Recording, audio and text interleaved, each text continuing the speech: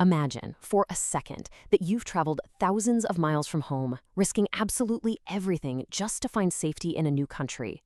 You're vulnerable, you're alone, and you seek out a local community organization for help, just hoping for a familiar face and a lifeline.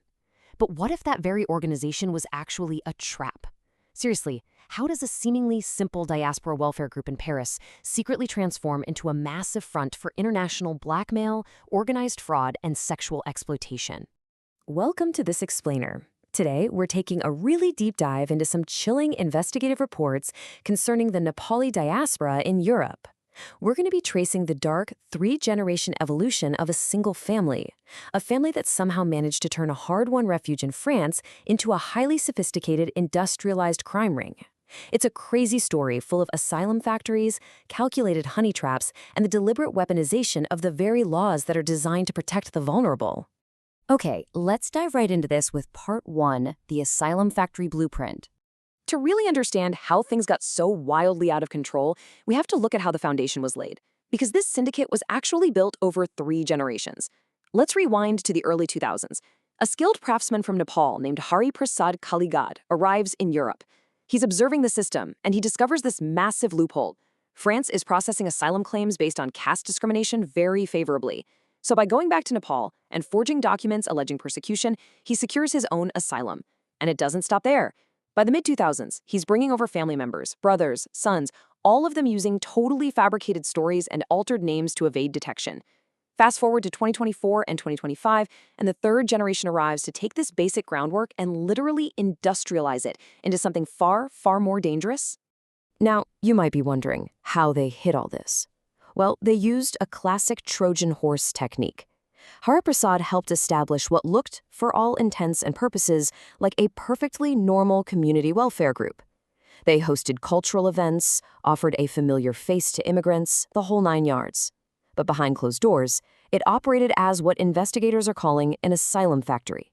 They were literally manufacturing false narratives, fake caste persecution claims, and fabricated Tibetan refugee identities, all for a massive fee.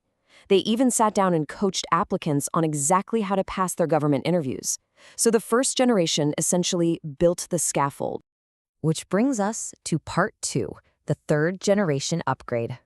The investigation reveals exactly where the escalation really kicks into high gear. Outwardly, Hariprasad's grandson, Ujjwal, was just this free-spirited musician back in Nepal. But behind the scenes, he had a completely different, much darker skill set. Even before moving to Europe, he and his girlfriend Krishma Maya were busy developing a playbook. They started systematically targeting wealthy men. Their first documented target was a wealthy man of Tibetan origin in Nepal. Krishma Maya researched him, married him, purposely manufactured conflicts, and then filed for separation just to extract a massive financial settlement. Basically, they were beta testing their honey trap methodology, and honestly, it worked perfectly. So, let's look at Part 3, industrializing the honey trap. By 2024, Ujjwal makes his way into France via the incredibly dangerous overland donkey route, and Krishna Maya follows shortly after in 2025. Once in Paris, they don't just continue their past behavior, they completely scale it up.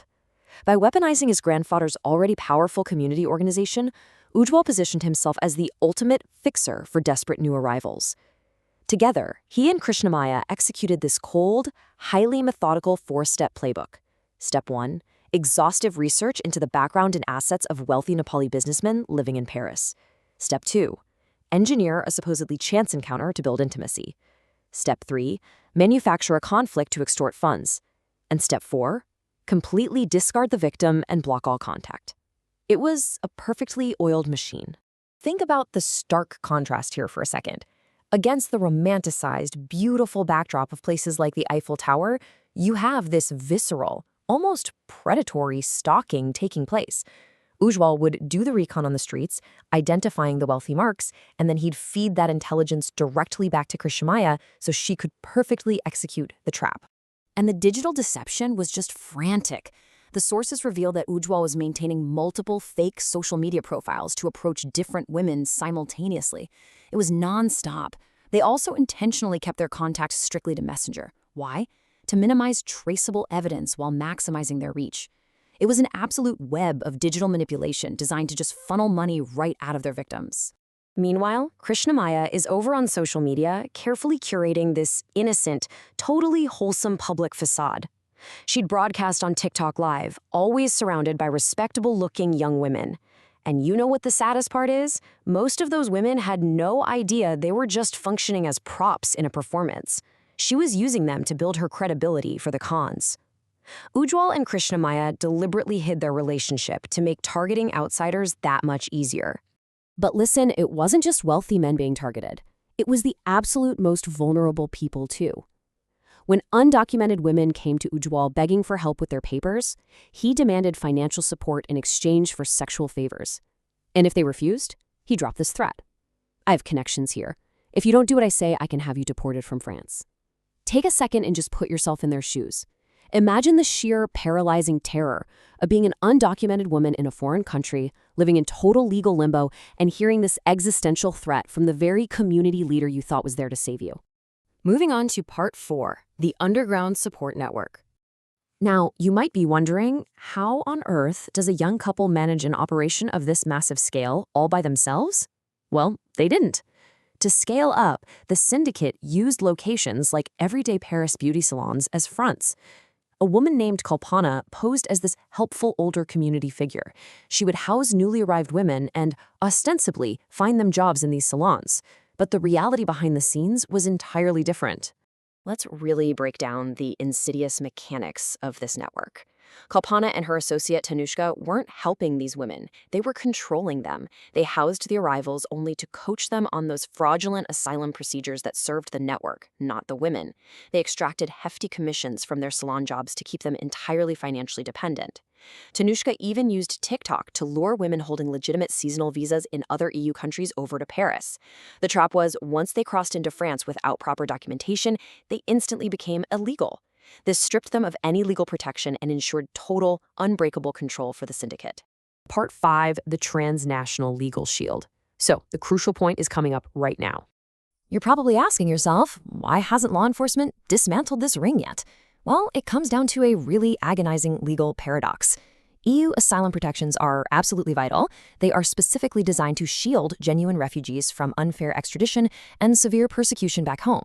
But because Ujjwal and his network hold active asylum status in France, this creates a transnational fraud loophole.